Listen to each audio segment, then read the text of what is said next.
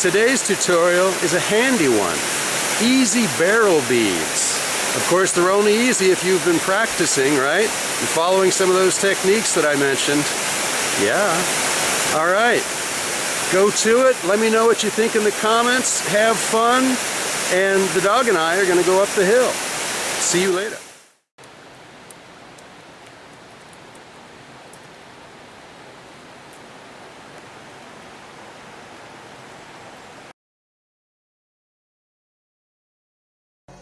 Alright, so what are we doing? We're doing an easy barrel bead.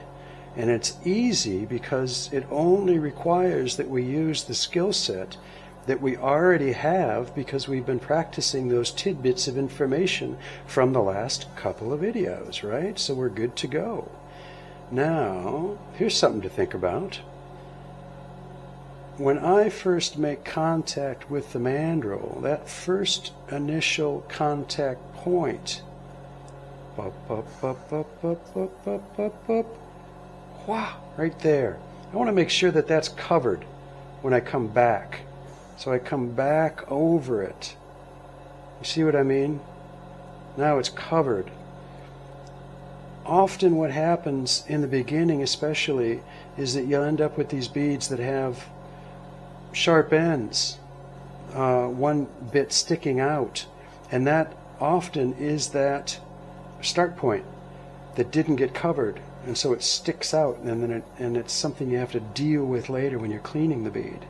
So you avoid it by covering it, by going back over that bit, and it becomes one with the base, and then you don't have to worry about it anymore, and you're free to move on with your day. See, now I'm always putting glass very intentionally into specific areas. When I like like right now, if I see a little valley, that's where I'm going to start, okay? And then I'm going to go left to right, and I'm going to lay that glass out in such a way so that I'm always creating or trying to create a relatively, smooth surface, even though it's made of glass thread. And this bead, this is similar to the past couple of beads we've worked on. That bagel shape is a nice shape to start from for a lot of things. Really, no matter what you're doing, unless it's a super long bead, and then that'll be a little bit different, but not a lot different. And we'll look at that in future videos. But the bagel shape, and you'll see, can be turned into or used as the foundation for lots of different kinds of shapes. So becoming one with the process of creating that nice bagel is good for you, because then you're always fine-tuning your own process, and it gets second nature, as I've mentioned before, and that's actually very comforting because you can just stop thinking about it and it will take care of itself.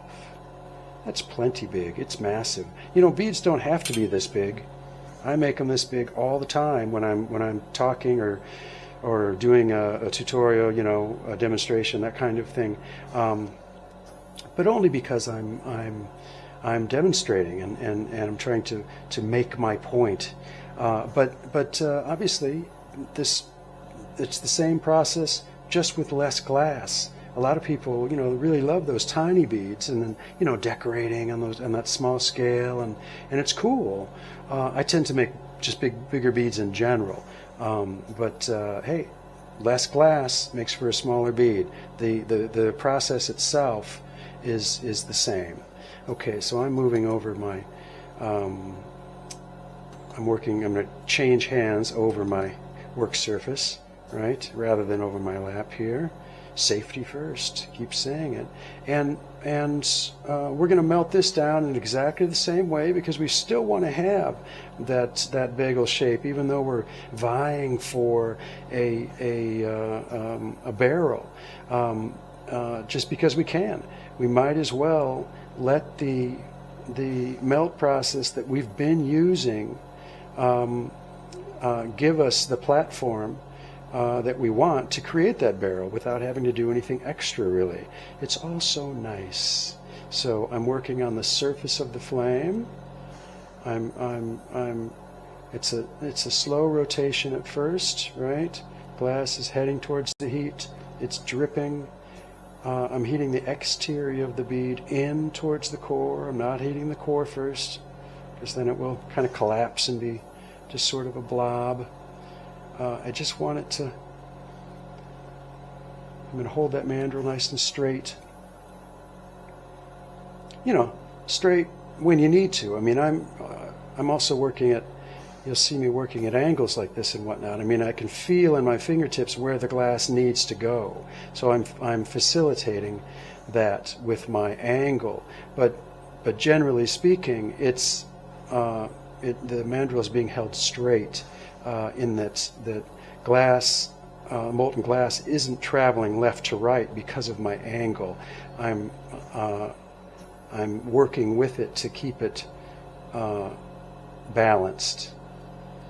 So we get to that point, that lovely point where it's just rolling freely, right on the surface of the flame.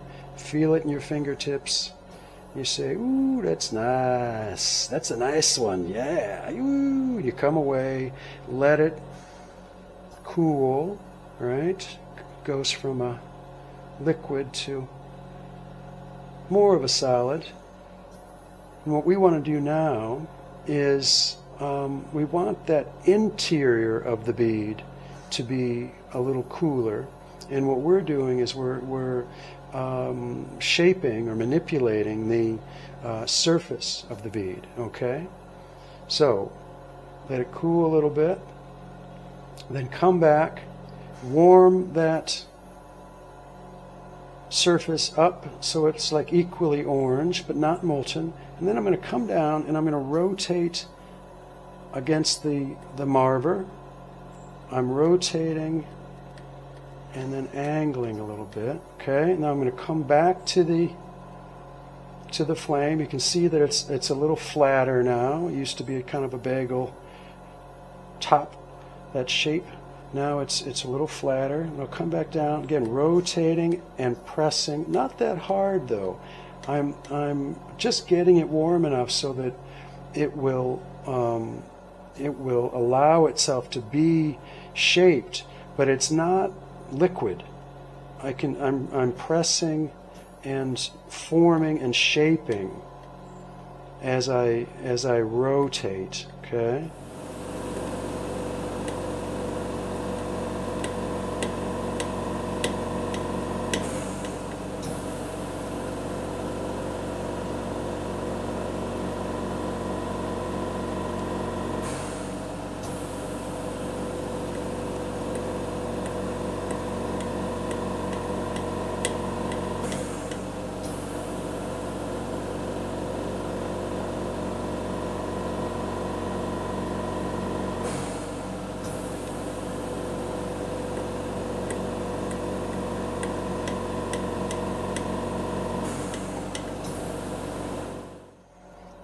But when I go back up to the heat, I do not want to go molten, because that'll mean that I've lost all the work. I want that the base of this bead, the core of the bead to be relatively solid, and all I'm doing is just kind of shaping the surface. So get it warm and then come back down, and I'm rotating and I'm angling some, okay? Because I want to angle those edges out a little bit.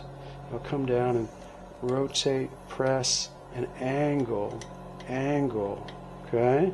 And you can see that edge, I want to get, that's a nice tall edge, but I'd like it to be a little straighter. So I'm going to warm it up, not molten, just a little bit warmer. And then I'm going to come down to the side of the marver, and it's a little bit warm but not molten.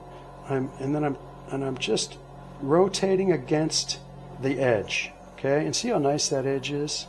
And by the way, you can do this all on a regular marver as well. This is just like way nicer because it's fixed. So if you don't have one, you might want to think about getting it. It's pretty nice. So I've got one edge that's pretty dandy, and I want to clean up that other one. Again, just warming it up. It's not molten at all. And on this side, I'm pressing and rotating. Okay. Up, up, up, up, up, up. Press and rotate. Again, not very much pressure. You can break the bead release. You can do lots of bad things by overheating and over pressing. All we want to do is just things are warm enough so that you're able to do the work, but not so hot that you reshape every time. Because what I want to do is, in the most efficient way possible, I want to shape that bead and then be done with it, you know. So I don't want to be constantly going up to the flame and reheating it so that it's molten again, because then I've got to go back down and do the work all over again. I really want to just do that work once. I don't have any desire to do it multiple times unnecessarily. Now I'll just go one more time, rotate, press a little bit, you know, then check, you know, how's it look? I mean, edges are looking nice. It's nice tall edges, right? I like that. It's a nice, you know, barrel shape, and it's balanced, it's centered, it's got nice dimpled ends, right? Which makes me happy. So the last thing I want to do, that's kind of a cool glass too. It's got a nice thing going. So the last thing I want to do is, you know, I come away from the flame, you know, let it cool, and then before I put it into the insulating material, I want to flame anneal it, and I want to do that with every bead that I make. You know, it doesn't matter that you're putting them in the kiln later. It doesn't matter what else is going on. The last thing that I want to do is I want to work high in the flame, right? And I want to heat the exterior of the bead. And I'm not changing the shape, but I want it to get nice and warm across the surface. It's like a singular color. Now I want to do the edge, and now I'm going to flip it over and do the other edge, and then across the body one more time. I can feel it loosening. It loosens, you know, as it does in the kiln during the annealing process, because that's just what happened. It was annealed. It was flame annealed. And the good thing about that is that now it's a singular temperature. Okay, so I take that and I put it into my insulating material and leave it in there for an hour or more. And that thing, when it cools at an equal rate throughout the whole bead. If one half of it is hot and the other half is less hot or more hot, then they're going to cool at different rates and potentially separate, or they'll try to separate, and that creates stress. So nobody wants unnecessary stress in their life. So flame annealing is a good thing. All right, that's it. See you next time.